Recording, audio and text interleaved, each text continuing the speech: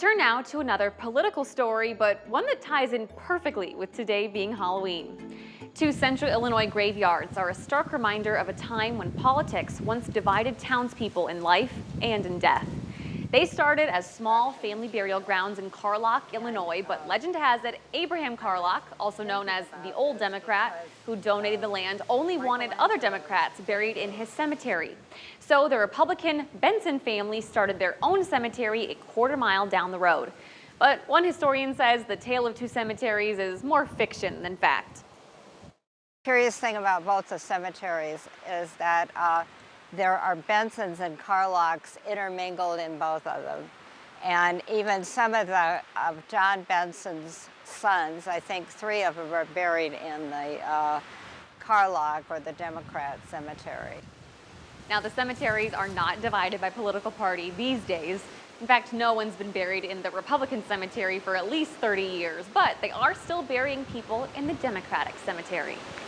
Now, even non-political cemeteries are like a big history book. When you walk through a row of tombstones, you're really walking back through time.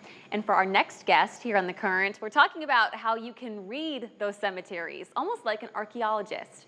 Joining us now is University of Iowa Religious Studies professor Brandon Dean. Brandon, happy Halloween. Thank you so much for being here. Oh, thank you for having me. All right, I think you put it best when you told me that cemeteries are the history of a community. Let's start with the symbols that people can see on tombstones. Yeah, so in addition to sort of your normal symbols of the name and the dates, the farther back you go, you see symbols that are unfamiliar. We see anchors. Instead of sort of dictating Navy membership or sort of sailors, which they can, anchor could mean anchored in hope for a new life. We see books, open books on different gravestones. It could symbolize the Bible, but it's also the book of life, the sort of recording of the good deeds of that human being, and hoping that their name is in the book of life when they get up to the pearly gates. We see different flowers, different trees. One sort of common motif we see in like the late 19th century, the late 1800s, is this tree stump that is cut short. So the headstone itself is a tree that is cut short, and that is symbolic of a life cut short. You can see mushrooms and ivy reaching up and rebirth coming from the bottom. Oh, that's fascinating. What about the names themselves on tombstones? What do those tell you?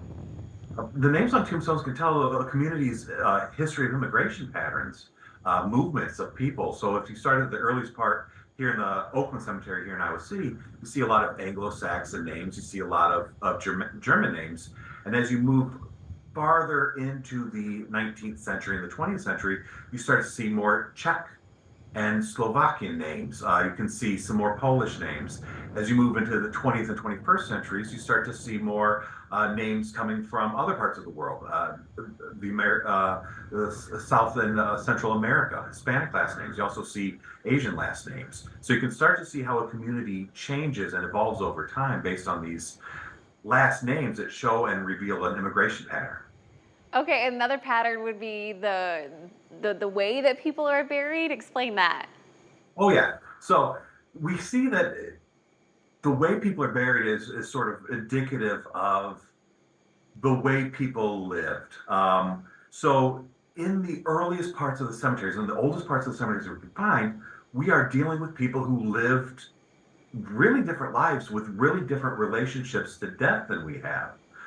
So the emphasis on family and sort of extended family, you can see more clearly in the early parts where there's large plots sort of risen up and fenced off from the others that is just for members of that family, so that there's grandma and grandpa and mom and dad and the children all in the same sort of space.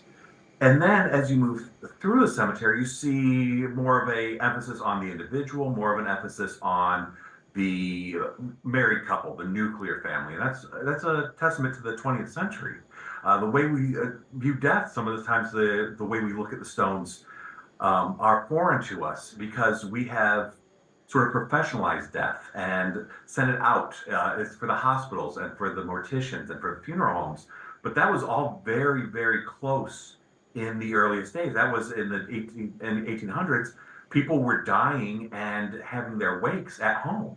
So that all the veiled sort of cemetery symbols, the black cloths that you see draped over things, that's a reference to the fact that in the parlor of the house, when there was a dead body, you would cover the windows and the mirrors so that the spirits couldn't escape. Okay, well, in the few seconds we have left, tell me how lasers have made an impact. Lasers have increased the sort of ability to show individuality. They have precision that can give you photorealistic representations of the deceased right there, so that their face is always looking out from their tombstone and you can always see what they look like in life.